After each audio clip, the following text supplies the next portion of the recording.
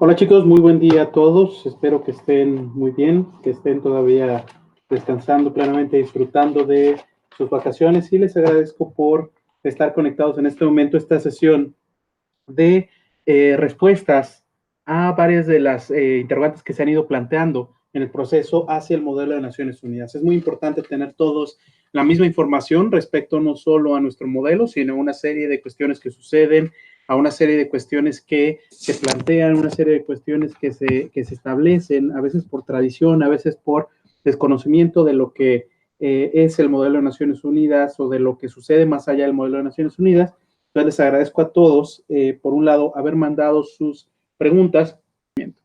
Una cuestión aquí que tuve que hacer es que, bueno, a fin de cuentas hay en nuestras reglas de procedimiento, en lo que llamamos nuestro protocolo, tenemos unas cuestiones estándar, pero también hay muchas cuestiones que suceden al interior del comité que no están establecidas. Para eso, pues muchas cosas dependen, ¿sí? Y tenemos que tener o aprender a desarrollar ese criterio como mesa, como equipo, como secretariado, para poder dar una respuesta justa a las diferentes necesidades de nuestros delegados. Es muy importante que lo hagamos. Pero ojo, eso no involucra algo que está establecido directamente en las reglas. Todo lo que está en las reglas, así va. Todo lo que no está en las reglas es aquello en lo que depende y en lo que tenemos que desarrollar un muy buen criterio pensando en el objetivo de nuestro modelo. Unas buenas reglas de procedimiento se aplican cuando pensamos en el objetivo de nuestro modelo. ¿Qué es el objetivo de nuestro modelo? Que haya ese aprendizaje, que haya esa experiencia significativa de nuestro delegado. Es decir, estamos orientándolo en torno al delegado, no en torno al disfrute de una mesa, ¿sí? Entonces, tenemos que orientar nuestros modos, todas las cuestiones que dependen de la mesa a partir de ahí, ¿sí? Entonces, así es como a veces les va a parecer medio repetitivo, que muchas veces mi respuesta va a ser a la pregunta que plantearon, depende, pero pues es porque así es, porque hay muchas condiciones que no se pueden considerar en las 12 páginas de reglas de procedimiento que tenemos, que hasta eso es una regla de procedimiento bastante cortas. Bueno, vamos con la primera que pusieron. ¿Cuál es el límite máximo de preguntas en una sesión de preguntas extraordinarias? Aquí tenemos un primer detalle. Recuerden, no es una sesión de preguntas extraordinarias, sino una sesión extraordinaria de preguntas, ¿sí? Porque al procedimiento normal de debate, al procedimiento ordinario, lo que se propone con una moción de procedimiento es una alteración a ese curso con una sesión extraordinaria, ¿sí? Entonces, manéjenlo con mucha claridad con sus delegados, ¿sí? Y cuando se haga esta equivocación, que es común, pues simplemente márquenla, ¿no? Es una sesión extraordinaria de preguntas. Bueno, eso lo tenemos en la regla 21, en nuestras reglas de procedimiento, que habla sobre lo que sucede en la lista de oradores, en el inciso 3, en el artículo 3 nos menciona qué sucede con el límite máximo de preguntas. La sesión extraordinaria de preguntas no se establece ahí en las reglas. Yo les diría, el año pasado, ahí está en la regla 21, ahí dice que 2. Pero Renata, nuestra presidenta del Security Council, nos hizo muy puntual la aclaración, profesor, a la regla 21 en todo el texto, en los 7 párrafos, no viene en ningún lugar que deban ser 2 preguntas. Y tenía mucha razón. Entonces, a fin de cuentas, es una de las cuestiones que establecemos con ese depende. Van a haber modelos en los que le hacen 14 preguntas seguidas, cada una con sus subsecuentes, es decir, una serie de 28 preguntas al delegado. Para un modelo que se está centrando en que todos puedan participar, todos tengan esa oportunidad, no se centre en la discusión sobre una persona, y realmente podamos avanzar en los temas, eso es un obstáculo. Entonces, aquí el criterio se establecería como sigue. Hay un mínimo de 2 preguntas más subsecuentes, si no puede hacer una propuesta de una sola pregunta, no ser una moción para una sesión de una sola pregunta, debe haber mínimo 2, es decir, 2 delegados distintos que intervienen, y máximo 3. ¿Para qué? Para que se pueda seguir con la lista de oradores, para que haya diversidad de oradores, no para que tengamos un interrogatorio en el cual en una misma sesión solamente avanza la lista de oradores 3 delegados. Todos los que han ido a diferentes modelos con nosotros, pues lo conocen, saben de esta frustración, saben de esta condición. Entonces, por esa razón aquí lo establecemos así. Es una cuestión, pues, que establecemos en sentido común, y si lo que queremos es orientar nuestro modelo a esto, pues tenemos que tener este tipo de límites, ¿sí?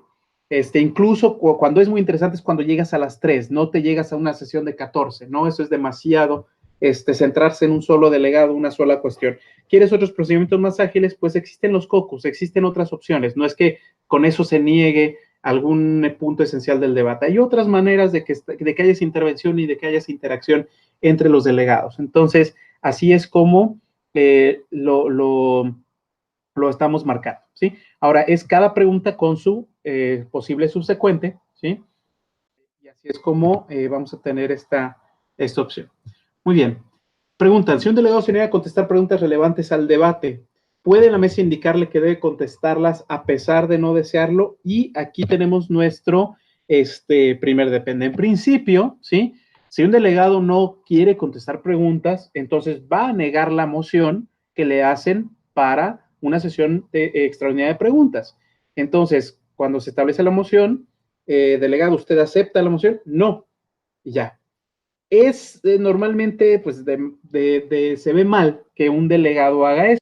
Dentro de las posibilidades que tiene, es dentro de las posibilidades que puede establecer. Entonces, es muy, es perfectamente posible que lo haga.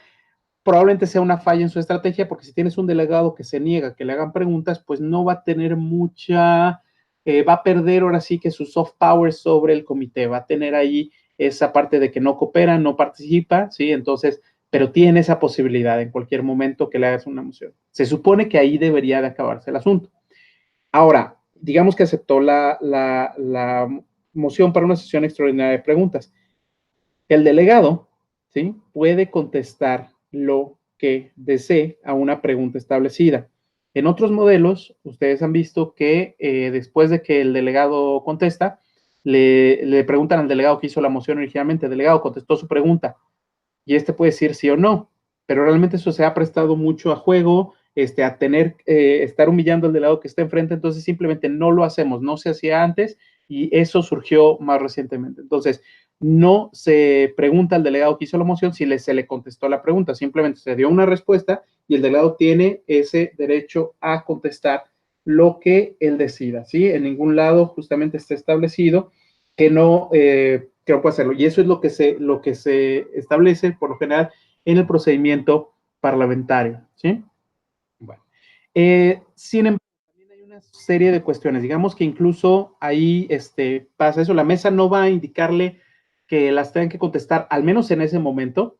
Lo que puede pedirle, dependiendo de la situación, la mesa puede hacerle la petición, ¿sí? Al respecto de la respuesta. Por ejemplo, si el delegado lo está haciendo por estrategia, pues no sería correcto que la mesa interviniera en eso y por lo tanto echar a perder alguna cuestión que el delegado está haciendo.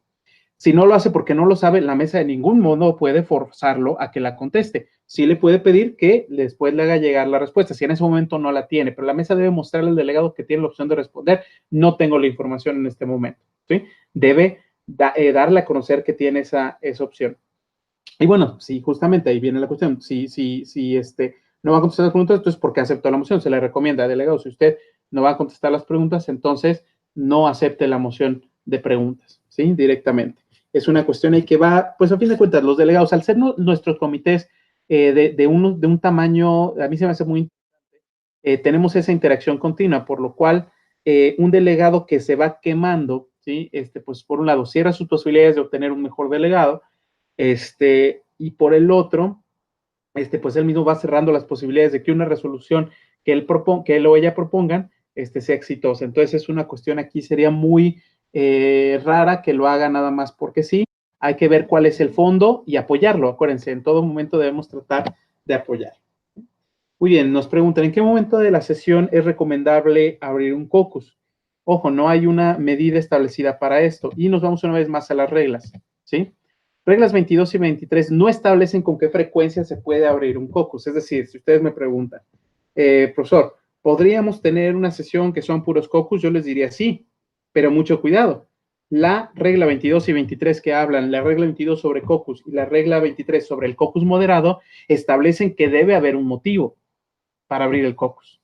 Es decir, el delegado que establece la moción no nada más dice moción para abrir un caucus o un caucus moderado de tantos minutos. No, establece una moción para abrir un caucus moderado para discutir el subtema B de la cuestión de los niños soldados. Ah, bueno, ahí hay un tema, ahí hay una cuestión, una razón, ¿sí? Y entonces se debate esa parte, se arregla esa parte y ya quedó resuelta, se concentra en eso, porque si no, lo que sucede es que tienes caucus moderado tras caucus moderado, en lo que hablan de todos los temas, todo se mezcla, no hay un centro, no hay una guía, no hay una cuestión, no se avanza en nada. Acuérdense, mientras más se abarca, menos se aprieta en las cuestiones en las que se tiene que estar viendo ya los detalles finos. Entonces, los caucus son para eso.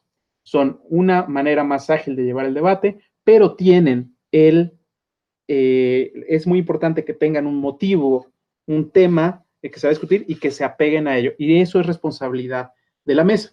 Entonces, una vez más, profesor, ¿puede haber una sesión en lo que todo realmente es este caucus? Sí, mientras esté haciendo esos caucus sobre diferentes temas y esas cuestiones, ¿sí?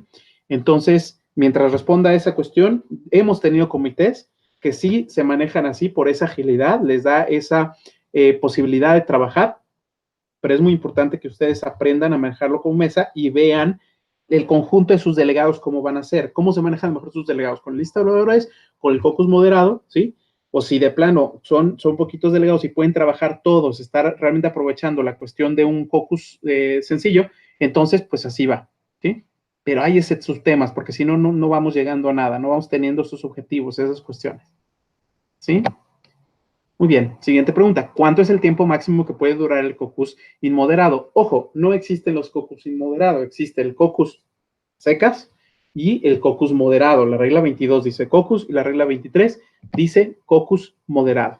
¿Qué dice la regla 22 respecto en este caso al caucus así a secas? Es que es 20 minutos más una posible extensión. La posible extensión nunca puede ser de tiempo mayor al de el caucus original. Entonces se diría o se podría establecer que son 39 minutos con 59 segundos la duración máxima de un caucus sobre un tema en específico. Incluso se puede que una extensión sea sobre un tema específico. Ahora, en la pregunta anterior, yo obvié la cuestión de que no estás hablando de la primera sesión. La primera sesión es importante que haya esa lista de oradores completa en la que la mayoría, al menos de los delegados, puedan expresar su punto, teniendo ese centro y esa atención antes de pasar a la estrategia de los caucus. Los caucus es cuando ya tienes algo con que trabajar. No puedes empezar un tema hablando del subtema, tienes que empezar el tema hablando de las condiciones generales del tema, ¿verdad?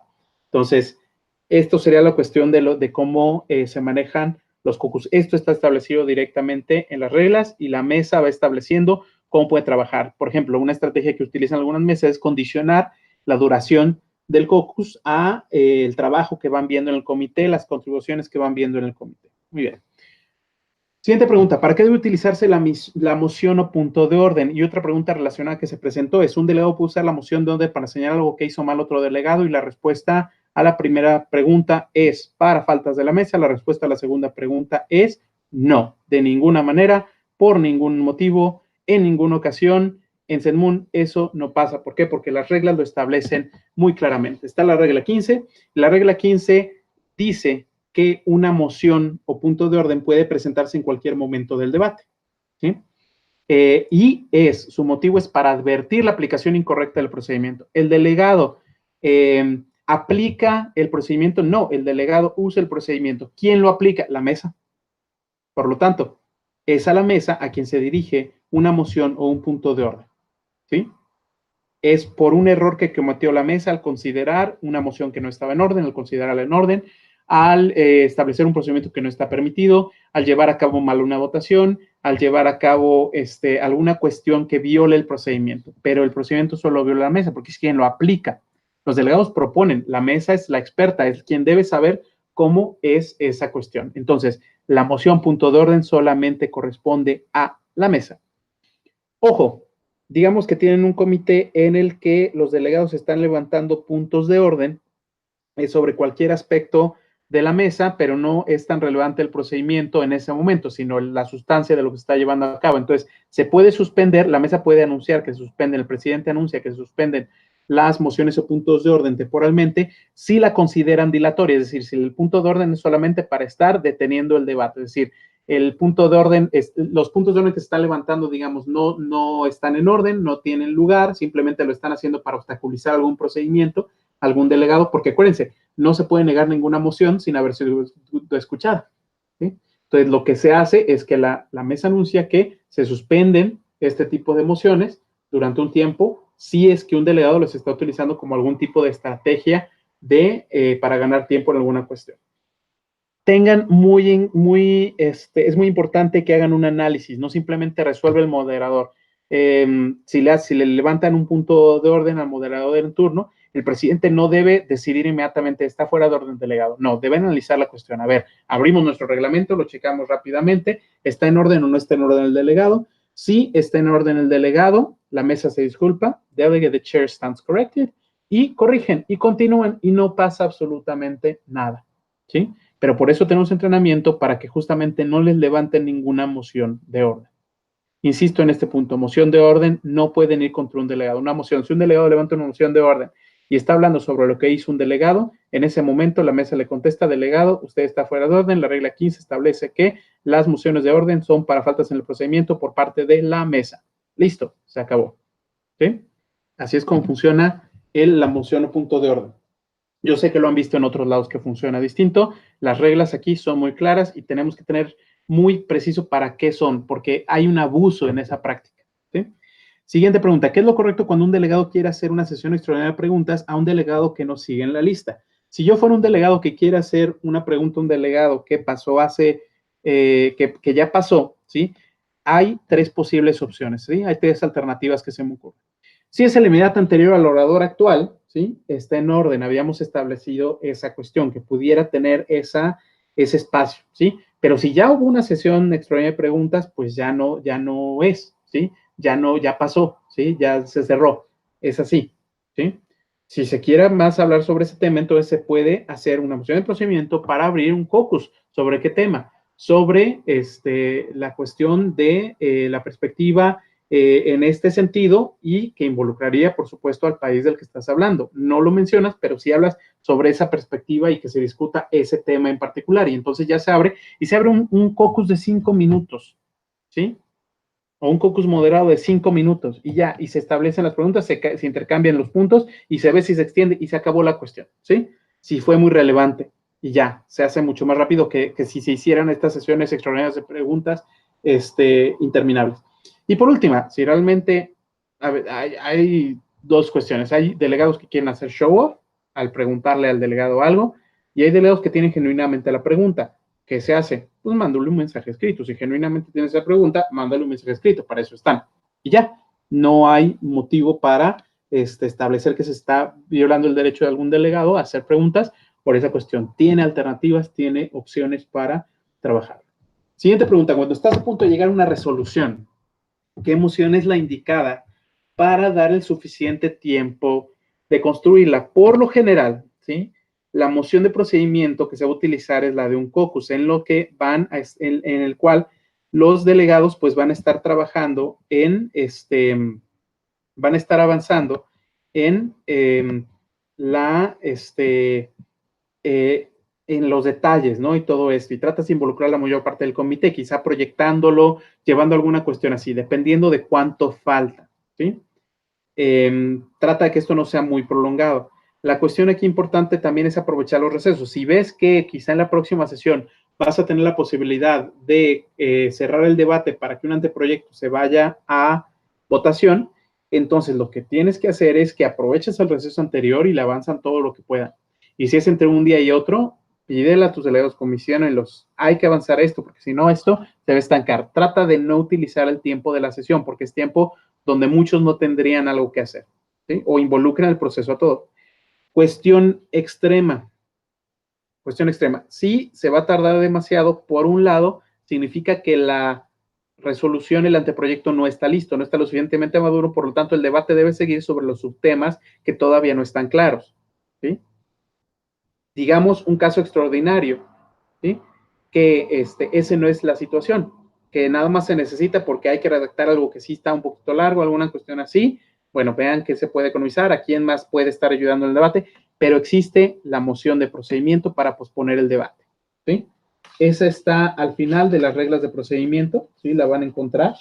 Es la regla 37, ¿sí? Y la regla 37 establece que en cualquier momento se podría establecer una moción para posponer el debate. ¿Qué sucede en ese caso? No se cierra la sesión. Acuérdense que hay una moción para cerrar la sesión. Lo que sucede es que se salta temporalmente al otro tema, se empieza a hablar del otro tema, y cuando ya es necesario, se hace una moción para reanudar el debate, que está también en esa misma regla 37, ¿sí? Entonces, ahí esa posibilidad no se utiliza mucho, ¿sí? Se reanuda, se continúa el debate y ya, asunto arreglado, y se puede seguir sin ningún problema. Bueno, ¿cuándo se usa privilegio personal y cuándo moción de orden? Creo que aquí la diferencia es muy clara y se da desde las reglas. Su sustancia es distinta, su motivo es distinto.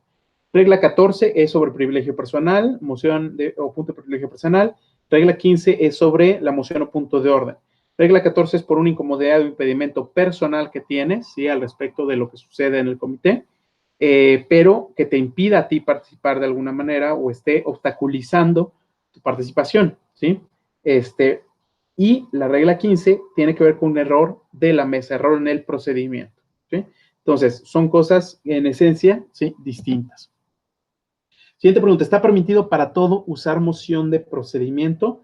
Pues la moción de procedimiento, a fin de cuentas, nos va a ser el 90% de las mociones que se hacen. La mayoría de los procedimientos alternos al listado de errores, que es el procedimiento principal, utiliza algún tipo de moción de procedimiento. Las otras tres mociones de puntos son muy específicas en lo que plantean.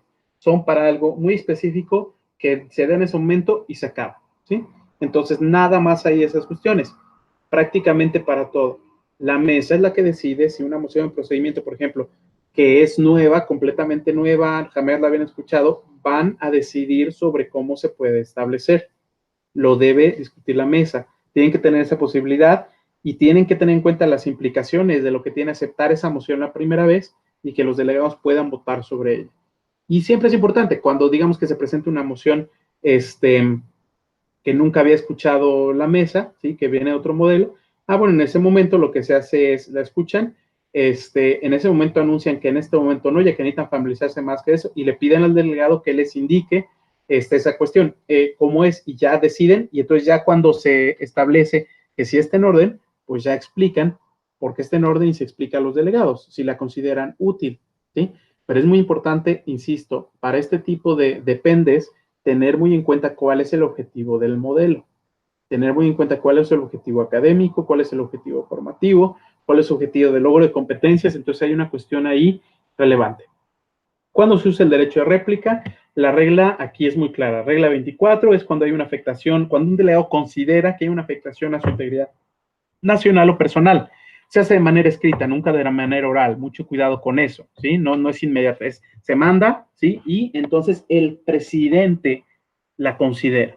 Ojo, no hay derecho de réplica sobre derecho de réplica. Si el delegado, además de la disculpa, cuando responde al derecho de réplica, hace algún tipo de comentario adicional, se consideran como una falta grave. La mesa decidirá si ameritan esa amonestación y nada del procedimiento puede ser motivo de burla. Si lo es, entonces la mesa también puede considerar sancionar a aquellos que lo están tomando de esa manera. Se pregunta, ¿habrá sesiones de entrenamiento en las reglas de procedimiento para las mesas? Iniciando todo el semestre vamos a tener por lo menos un día a la semana este tipo de sesiones de reglas para practicarlas, para saber realmente esa parte fina, tener la preparación es muy importante. Ojo, cuando yo les pedí establecer las mesas, nunca les no les pido desde ya que ya decidan qué rol va a ocupar cada quien dentro de la mesa. A fin de cuentas, estas sesiones de entrenamiento y reglas de procedimiento nos van a dar información importante para decidirlo, ¿sí? Para los delegados va a haber sesiones de práctica para la regla de procedimiento. Hay 4 semanas previas al modelo y estas sesiones están dispersas en diferentes horarios, incluso se ofrecen en sábados para los delegados que tienen una agenda más pesada dentro de la semana y son opcionales, ¿sí? El delegado decide cuánto se prepara antes del modelo. Mientras más se prepare, pues más oportunidades tiene de aprovechar lo que es la experiencia. Por lo menos se le va a pedir que asista a una, pero el delegado va a decidir si quiere asistir, no sé, por lo general el año pasado ofrecimos cerca de 8, 9, creo, o hasta 10 sesiones y ya los delegados iban decidiendo cuándo acudían y a cuál iba, ¿sí? ¿Qué hacer cuando un delegado usa un término incorrecto? Bueno, esta es otra cuestión que es de depende. Te tienes que preguntar por qué lo usa, ¿sí? Y hay 3 posibilidades. Si lo hace porque no conoce los términos, cuando termine su discurso le escribes y le dices el término correcto es este o hay que utilizar este término. Si estás comenzando a ver que de ese delegado lo toman otros justamente por esa misma ignorancia, tratas de hacer una pausa y nunca señalas a los delegados que lo hicieron, ¿verdad? Pero estableces, este término significa esto, entonces no debe ser utilizado así, les pedimos que en adelante se utilice de esta manera. Si lo hace por burla, ¿sí? Inmediatamente corriges, inmediatamente interrumpes y estableces una corrección. Si es un desliz, ¿sí? Digamos, esta cuestión de que el delegado está hablando en una forma en la que ya se le advirtió que no debe, poco formal, alguna cuestión así, entonces ve cuál es el procedimiento más adecuado. Si tú se lo dices fuera del comité, si se lo escribes, trata aquel procedimiento que sea lo menos humillante, trata de interrumpirlo lo menos posible, ¿sí? Sobre todo, muchas veces los deslices pues se dan por lo nervioso que está el delegado, trata de no interrumpirlo y romper la idea de algo muy importante que quizá iba a decir, nada más por una corrección que la verdad tiene que ver con el estilo. Se puedes hacerlo, si pasan 3 delegados que tienen esta cuestión de que hablan en primera persona, trata de establecerlo, de marcarlo así, ¿sí? Es la cuestión como se debe de llevar a cabo. ¿Qué hacer si un delegado no cumple con los requisitos de vestimenta? Ojo, a ver, aquí hace algunos años en Zenmoon tenían la pésima costumbre de revisar como si fuera un checklist. No, para eso no estamos aquí. Si alguien me dice en los objetivos del modelo dónde está esa parte, ¿sí? Y dónde está que vamos ¿cómo se llama? A decidir si las ideas del delegado son correctas de acuerdo a cómo se viste, no lo hay, ¿sí? Eso no está, ¿sí? Hay una serie de lineamientos que permiten establecer un promedio, ¿sí? Una cuestión de lo que elevaría esta respetabilidad del foro para tener el debate, pero en ningún momento se debe convertir en esta cuestión del chequeo por lista y a ver, te voy a ver si los calcetines los traes bien puestos. No. Entonces, hay que diferenciar entre 3 posibles razones. Una cuestión es que sea intencional, que se maneja muy distinto a que si es una cuestión ocasional, es decir, tuvo un desperfecto en la mañana, se mojó el saco, se rasgó el suéter, sí, alguna cuestión así, eso pudo haber pasado, eso es ocasional. Y por último es un desconocimiento de que eso no está permitido, ¿sí? Entonces, con lo intencional vas a proceder de manera un poquito distinta, pero trata de seguir este proceso. El proceso es el siguiente. 1, se lo hace saber en privado, ¿sí? No, después de que pasa lista de oradores, le dices, delegado, usted trae la falda demasiado corta. ¿Qué creen que es eso? No, eso de ninguna manera se hace. Delegados, sus calcetines no combinan. Por supuesto que no se lo hace después de pasar al frente. No, se lo hacen saber en privado. Le escriben un mensaje en el que le indican cuál es el sentido de la cuestión, ¿sí? De la regla. Hay una serie de cuestiones ahí a tomar en cuenta. Entonces, en privado, no particularizar. Si van a hacer un anuncio porque varios delegados tienen alguna falta en su vestimenta, no digan el delegado tal y tal y tal y tal, la delegada tal y tal y tal. Simplemente mencionen, ¿sí? Hagan al final del día ese señalamiento de ojo con esto. Si es posible, pidan que se corrija. Por ejemplo, si ya es algo que se puede corregir de una sesión a la otra, que se corrige. No lo vayan a mandar volando a su casa, ¿sí? Porque hasta puede ocurrir un accidente. No se les ocurra hacer eso de ninguna manera, ¿sí? Si no se puede, entonces pues tendrá que esperar al siguiente día esa corrección, ¿sí? Es muy importante. Al menos ya si es algo así como que es extremadamente grave, ya entonces llaman a su secretario o secretaria general o a mí para ver qué opciones podemos ofrecerle al delegado para que a fin de cuentas pueda participar en la sesión corrigiendo o prestándole ayuda para corregir esta cuestión de la vestimenta. Ojo, si repetición es evitable y el delegado aún así lo hace, es decir, es una cuestión intencional, pero que se repite, ¿sí? Ya lo sabe y aún así se repite. Entonces, así se procede a lo que es una amonestación. Pero una vez más, no se amonesta así directamente en público, no se humilla, sino que simplemente se le informa al delegado, usted ha sido acreedor a una amonestación por esta cuestión y la marcan ustedes en su sistema y se acabó. No señalen por esta cuestión. Insisto, eso si se repite cuando es intencional, es cuando se procede a una amonestación. Si es ocasional o desconocimiento, entonces de entrada para desconocimiento sería difícil repetir esta cuestión. traten de prevenir los casos que vean ahí que puede suceder, y ocasional, pues es algo que sucede, ¿no? Simplemente. Bueno, esas son las preguntas que presentaron en cuestión de reglas de procedimiento. Si no hay ninguna pregunta adicional aquí en el chat, según entiendo, no, por lo que veo.